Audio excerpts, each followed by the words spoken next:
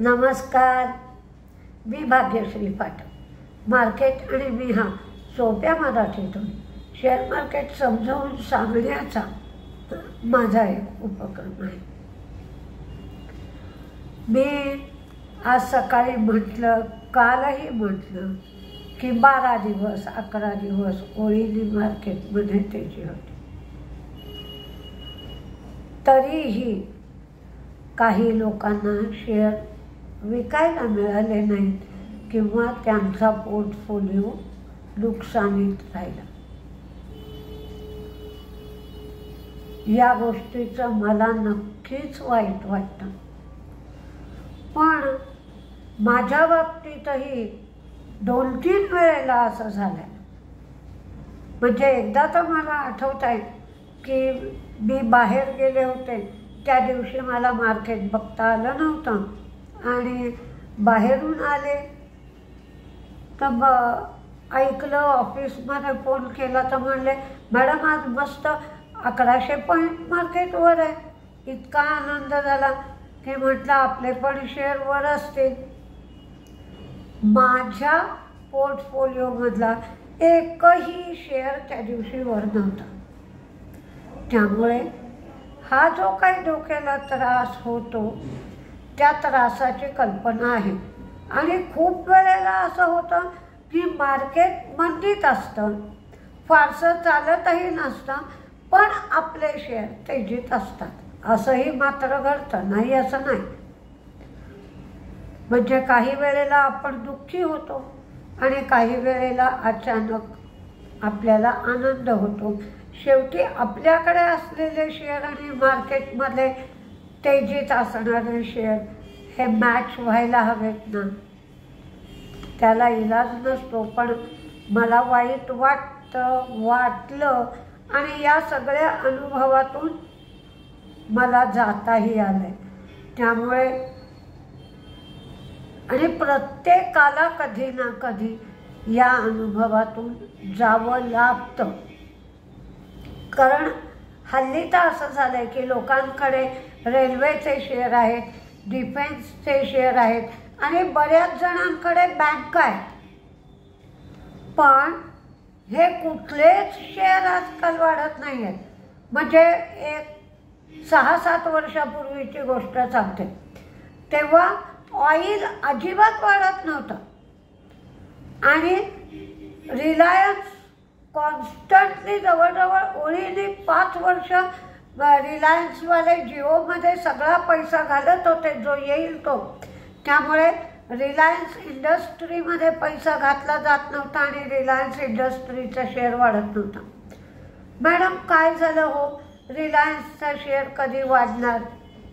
तर काहीच बोलता पण येत नव्हतं.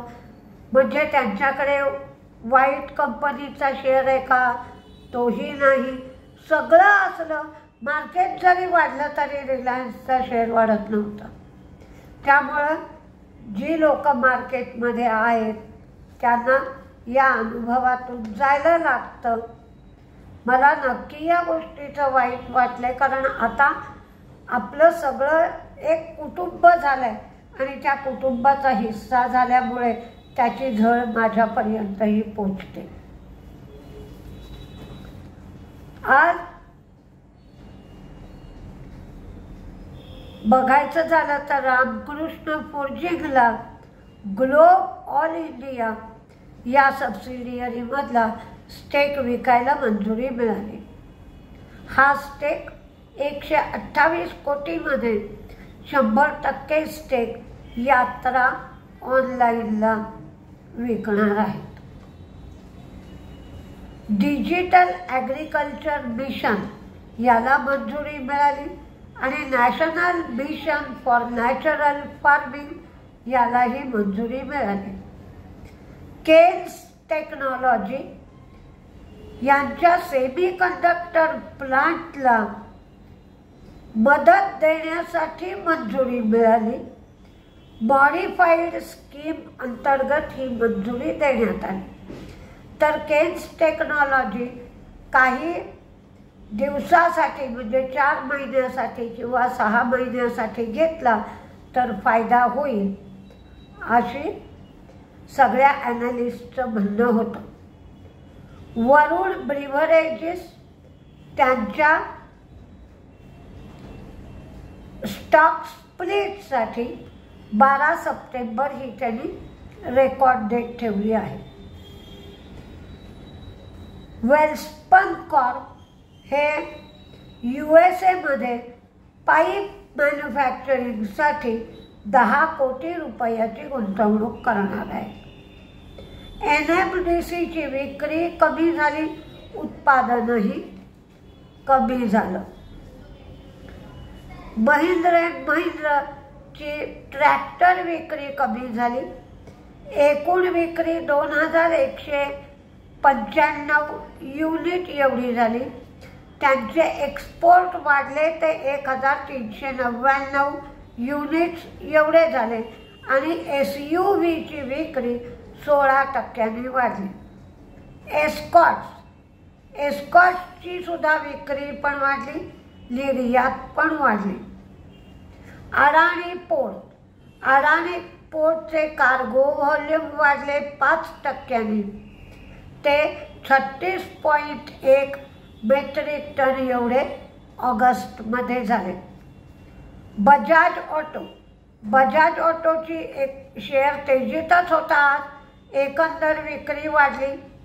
त्यांची निर्यात 1.44 लाख युनिट झाली. 2 व्हीलरची विक्री 3.35 लाख एवढी झाली. तर CV विक्री त्यांची म्हणजे कमर्शियल व्हेकल 3 व्हीलरची विक्री 11% वाढली. अशोक लेलँडची मात्र सगळीच विक्री कमी झाली. टोटल विक्री कमी झाली, डोमेस्टिक विक्री कमी झाली. मारुतीने त्यांच्या 2 मॉडेल्सचे रेट कमी केले, प्रियासो आणि अल्टो. प्रियासो जे मॉडेल आहे त्याचे 20,001 रुपयांनी रेट कमी केला, तर अल्टोचा रेट 6,500 रुपयांनी कमी केला. NBCCला 183 कोटीची ऑर्डर मिळाली. लार्सन अँड टुब्रोनी रिन्युएबल एनर्जी सोल्युशनसाठी नवीन कंपनी बनवली, नवीन सबसिडियरी तयार केली.